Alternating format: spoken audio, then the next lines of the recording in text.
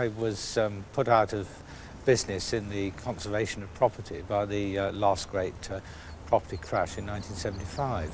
And while I was waiting for something to do, I went to the auctions and found the Morris Minor, really. It was one of those, I had very little money to spend, and you could always buy a very reliable Morris Minor that worked for very little money.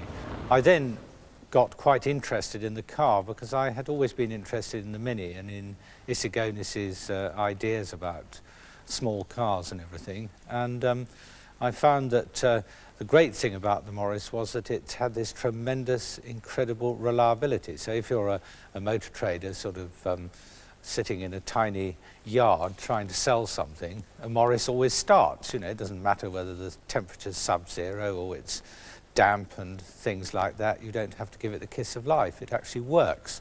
And so that was a great advantage. Then I found that the people themselves who buy Morris Minors are also quite serious people about their transport, and it's important to them what they buy. They're not like normal people who just buy a car. They are dedicated. When I started the business, there were, of course, an enormous number of Morris Minors around. I think there were over 250,000 or so on the road. Now, of course, through ignorance and so on, of course, an enormous number of them have been scrapped, but there's still a very considerable figure on the road, something like 80,000 actually on the road, and God knows how many in barns and fields. So I felt that here was a business, and a couple of friends I'd known in my palmier days put up a little bit of money, and the Morris Minor Centre was born in 1976.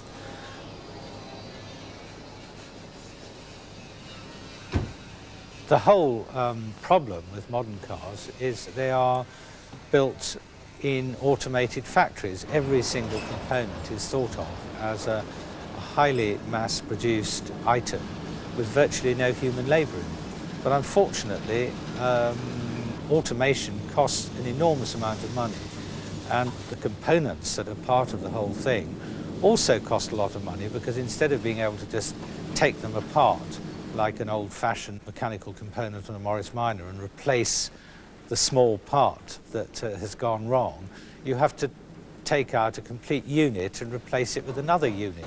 Now, this is an absolute nonsense. I mean, some of our customers have been owning Morris Minors for 30 years, and all that they have to show for their costs are regular servicing, maybe the odd engine or a bit of structural work or whatever.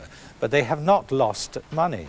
So the Morris Minor is not unique, because there are many, many other old cars like this around.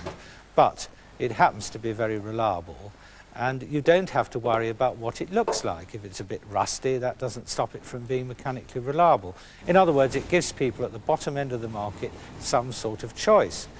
So my view of motor cars is rather more durable. I think that motor cars should actually last as long as houses.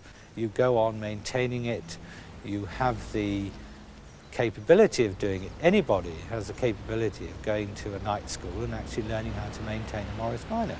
Whereas a lot of modern cars, if you look under the bonnet, you will see that they're like spaghetti junction. There's a whole array of electronics, all sorts of things, and if you dare touch them, they'll either bite you, or the garage will say, oh, you shouldn't have mucked around with that, you know, that's going to cost you.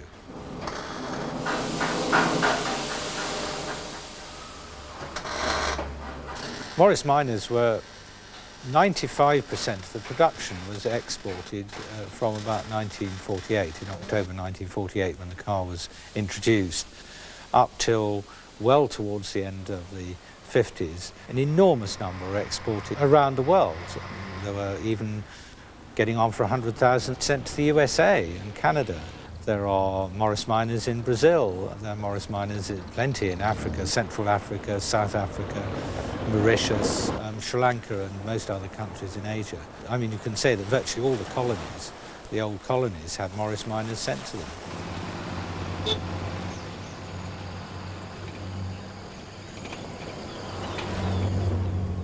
It's a durable car. It's a car that will stand for almost ever. I think which is very clearly shown by the situation in Sri Lanka itself. Some of the earliest models they are running, and unlike many of these consumer durables, which after 4 or 5 years you write off, a Morris Minor is a very, very practical car, especially in a developing country like Sri Lanka, which is very much in keeping with our level of acquired technology. And it's really basic technology, because you get into a Morris Minor, you drive to any part of the country, and if something goes wrong, there'll be at least 8-10 people coming round and saying, maybe it's the condenser or cut out or something like that. And even if the fan belt goes off, they'll tie a piece of rope and make it run up to the nearest garage. And whereas if you are with some of these modern cars, particularly some of these Japanese cars and so on, you're completely stuck. You'll have to replace the whole thing.